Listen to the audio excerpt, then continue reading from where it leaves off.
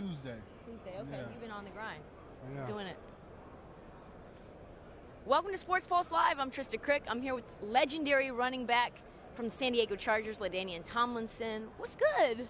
Oh, just here. I've teamed up with NFL Extra Points Credit Card issued by Barclays. And today is the running backs clinic for VIP guests. So I'm looking forward to that. And hopefully I still have some moves left in me that I can show these people how to be an NFL running back. What's the part of your game that slipped the fastest? That's a great, probably the long speed, right? Being able to run 50 and 60 yards. I think I still got the little quick burst, 5, 10 yards, Mm-hmm. I still got the spin move and all that stuff. But it's that long speed, that slipped. Do you think that you could still come in on goal line situations for a team? You know what? I feel like I could. I feel like I can still give you 1 or 2 yards on the goal line. But the problem is I really don't want to take the hits anymore. Yeah. You know what I mean? And goal line is usually where you take the biggest hits. No doubt. That's terrible. Oh, man. You're like, my body's not meant for that anymore. It's over. When did the pain go away? Do you still live with daily pain? Well, no, not really. I mean, because I still work out a ton. You have the soreness. Same stuff that you did when you were playing? Not exactly the same stuff, not the same intensity, but pretty much I'm still doing, jumps in the gym and plyometrics and that type of thing. But I still get soreness, when I work out. But I never had a surgery when I played, Wow. and so it's not like I have some huge injury that I have to deal with. No, like nerve pain or anything, and that's an impingement. There's nothing that No. No. I'm not a doctor, but I just know. I know you're like. You what? sounded like you're it, like what? nerve pain. I know. I Whoa. saw your face. So let me tell you about the first time I saw you live. It was 2007. It was right around Christmas time. I forget the date, and it was at Qualcomm. You guys played the Chiefs. And you broke the rushing TD record. Yeah. You remember that game? Yeah, I remember that. It was a Sunday night game. Yeah, it was. It was a Sunday night and game. they gave us all Christmas like Santa hats. Oh, really? In the blue and gold with the bolt. Sweet. I was in college, and I was a huge LT fan. So you're living in San Diego then? No, I was in Oregon. I was at Oregon, so I was on my Christmas break. And this guy that I was dating was a huge San Diego fan, so I kind of like became a San Diego fan, right? Right on. And you were obviously the dude. He must have been a great guy. He wasn't, but he wasn't. But he loved you. So we went, and it was just this incredible moment at Qualcomm. The fans were, electric. Yes. Yes. For all, bolts. No pun intended, Yeah. right? So what is it like for you to say the LA Chargers out loud? Well, I'm used to it now. I work for the organization, and it's something that I've, obviously been able to come to grips with over time. I tell you, it was tough in the beginning because I just didn't want to believe that the move was happening. But I think throughout the course of that year when it was announced and the move happened, you kind of work yourself up to what's going to happen. And the Chargers leaving San Diego. But certainly because I was a part of that community for so long and I owned a business, still own a business in that community. Yeah. It was tough. I know the fabric of those people, in San Diego, and they're great fans. And it's tough. Was it a mourning process for you? At first it was. Yeah, it definitely was. Because, you got to realize I went from the point of saying this will never happen, right? Like, they're going to get something worked out. The stadium initiative is going to pass on the ballot. I was so excited to, wait a minute, you mean it didn't pass? Like, they didn't vote for the stadium? To, okay, now what? So this is really going to happen? So it's a process that you go through, but it happens over time. Do you think that fans would have embraced the Chargers if they would have gone somewhere, not only San Diego fans, but wherever they went, if it wasn't to the brother up north, the 3 hours of traffic? Meaning, like if they would have gone to another state? No, I think leaving. Period. It was going to be tough, right? Yeah.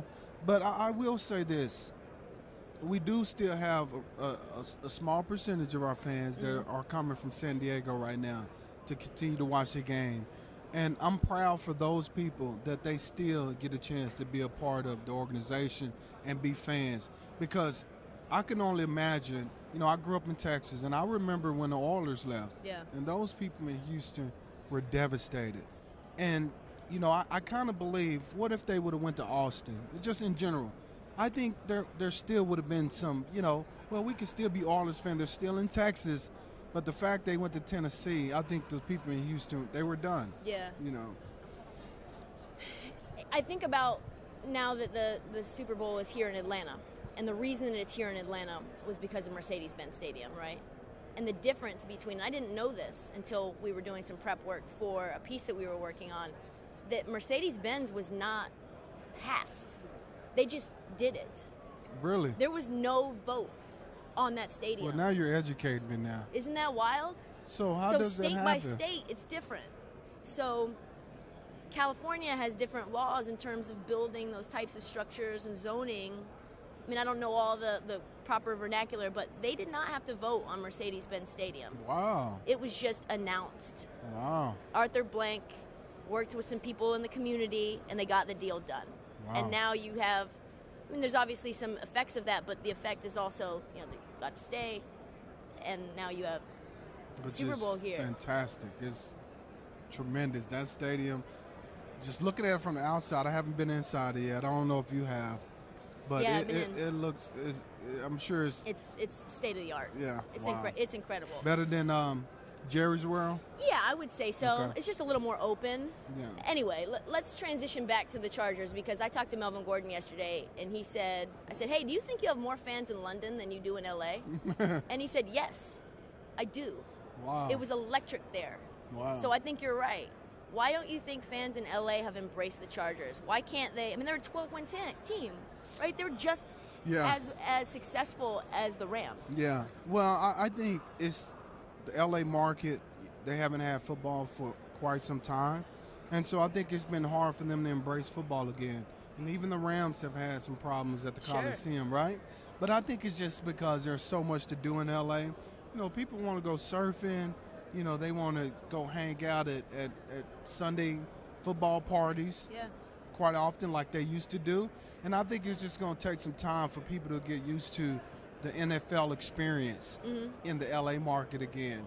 And I'll tell you, that's what we're working hard on, you know, with the Chargers, at the NFL experience, bringing that back, where people, when they go to the game, they experience something special. And I think that's what it's going to take to get the people back in the stadium. So if you guys go to the Super Bowl, which was certainly a possibility this year, you guys looked fantastic. Do you think that LA would have embraced you guys then and showed up the way that they did and have for this Rams team? Well, I believe so. Yeah, because winning cures all, right? And the sexy winning too. Yeah, sexy winning too. And when you have stars on the team, right? And the more you win, the more I believe that fans start to embrace you. But it's kind of that model of prove it, right? Yeah. You want us to embrace you? We like winners. Lakers, you know, Dodgers, we want winners. And so that's no problem with that. We just got to perform on the field, and we certainly have the players, as you know, to get it done. Speaking of performing on the field and not being on the field, what is your take on this LeVeon situation? Well, I think LeVeon should get paid, right? And I have no problem with what he did this year. He bet on himself, and there's nothing wrong with that. My thing is, I just hope, you know, because he's going to play next year, I hope there's no drop-off from you know, a year off, you know, because sometimes a year off, you know, you come back and you're not the same. And so he has to prove now that he's still the same guy with a year off. And if he does get the contract and he doesn't play well, it's not going to be good. And it's going to affect running backs in the market for a long time that try to do the same thing. Absolutely.